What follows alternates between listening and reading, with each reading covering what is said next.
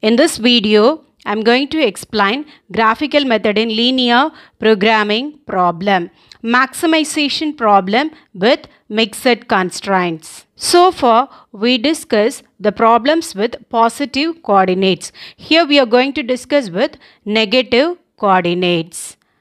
The problem is maximize z is equal to 100x1 plus 80x2 subject to the constraint 5x1 plus 10x2 less than or equal to 50. 8x1 plus 2x2 greater than or equal to 16. 3x1 minus 2x2 greater than or equal to 6.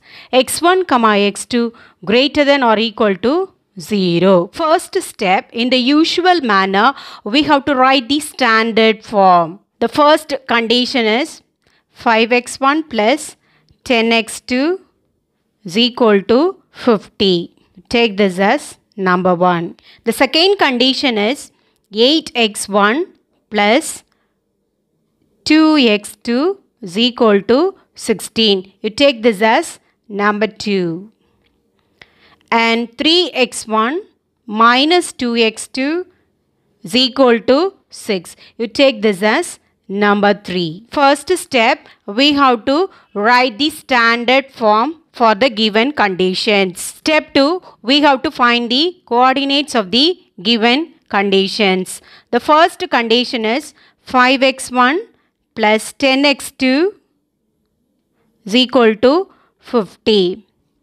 If you put x1 is equal to 0, you will get 5 into 0 plus 10x2 is equal to 50. That is, x2 is equal to 5. The coordinates are 0, 5. In the same equation, put x2 is equal to 0. Then the equation becomes 5x1 plus 10 into 0 is equal to 50.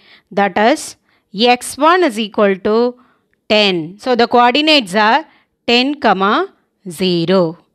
Now take the second equation, 8x1 plus 2x2 is equal to 16. If you put x1 is equal to 0,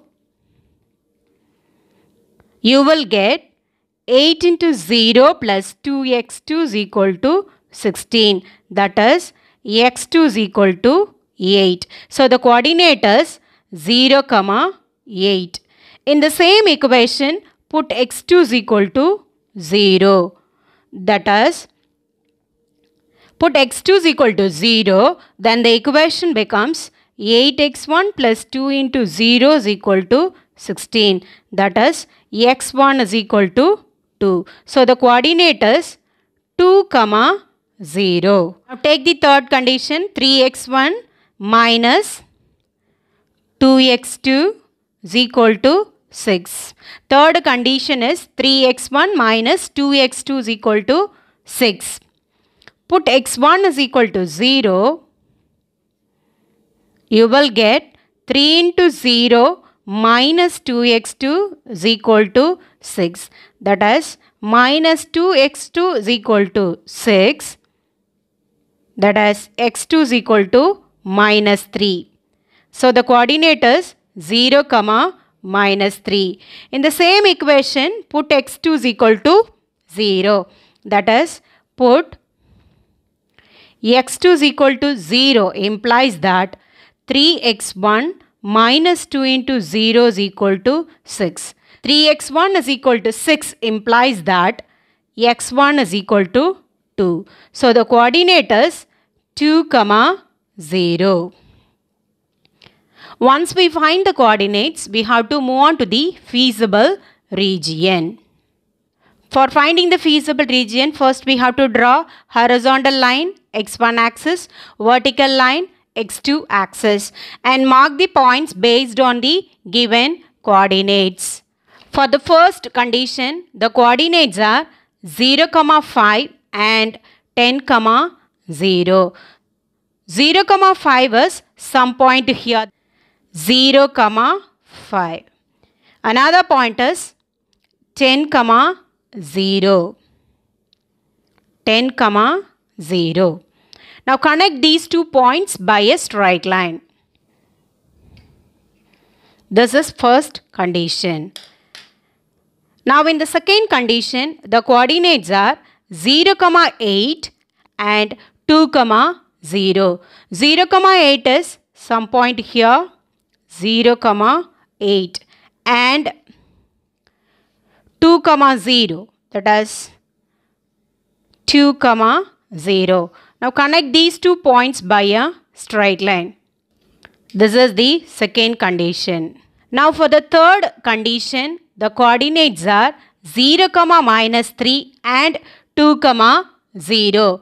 0, -3 is some point here. This is 0, -3. Negative region, we have to mark the value.